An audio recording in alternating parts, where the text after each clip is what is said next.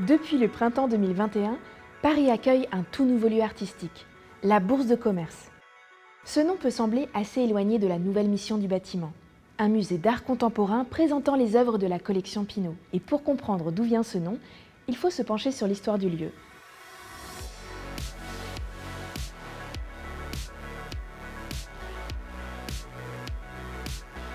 Avant d'exposer des œuvres d'art, ce grand bâtiment était à l'origine une ancienne halle au blé. Son plan circulaire date du XVIIIe siècle et a été imaginé par l'architecte Nicolas Le Camus de Mézières. L'un des derniers vestiges de cette époque est l'ingénieux escalier à double révolution. Les porteurs pouvaient monter et descendre des sacs de blé sans se croiser. Faisons un petit bond dans le temps. Nous sommes en 1889. C'est l'année de l'exposition universelle et de l'inauguration de la Tour Eiffel. C'est à ce moment-là que l'édifice est transformé en bourse de commerce. Le monument conserve sa forme circulaire, mais est complètement repensé. C'est l'architecte Henri Blondel qui se charge des modifications. La voûte est vitrée et 5 peintres de renom sont sollicités pour réaliser un vaste panorama, peint tout autour de la rotonde.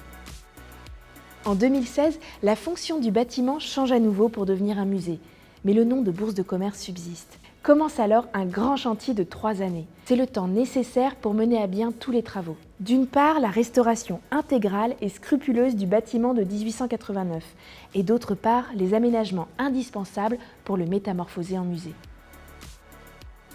Pour cela, il a fallu par exemple reconstituer une grande partie des menuiseries anciennes. Ce chantier de restauration a aussi révélé quelques surprises, comme la redécouverte de la salle des machines qui servait aux entrepôts frigorifiques de la Bourse de commerce. Dans la salle des pas perdus, les équipes ont retrouvé derrière une cloison des vestiges de l'ancien décor, avec de grandes peintures de planisphère qui montrent les principales routes de commerce à la fin du XIXe siècle. Ces décors, assez endommagés, sont soigneusement restaurés et intégrés au parcours de visite.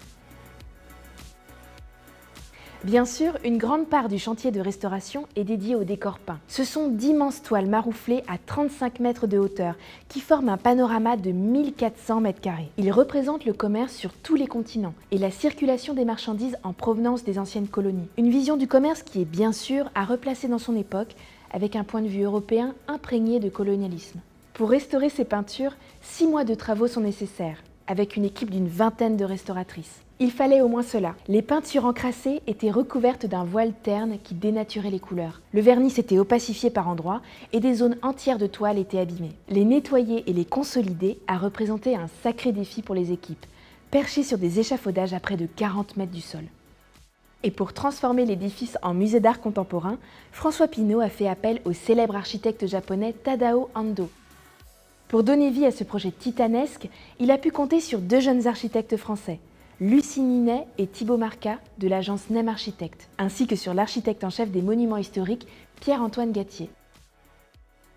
En effet, pour Ando, l'enjeu est de taille. Son intervention ne doit en aucun cas toucher le bâtiment ancien, qui est classé au monument historique. Théoriquement, tous ces aménagements sont donc réversibles, si l'on souhaite dans le futur retrouver l'état du XIXe siècle de l'architecture. L'intervention la plus évidente et spectaculaire de Tadao Ando est l'ajout, sous la coupole, d'une grande structure en béton en forme de cylindre. Elle épouse parfaitement le plan du bâtiment et permet de délimiter un espace d'exposition et de circulation pour les visiteurs. Le tout sans modifier le bâtiment ancien. Les paliers des escaliers ont par exemple été conçus pour ne pas toucher la structure du XIXe siècle.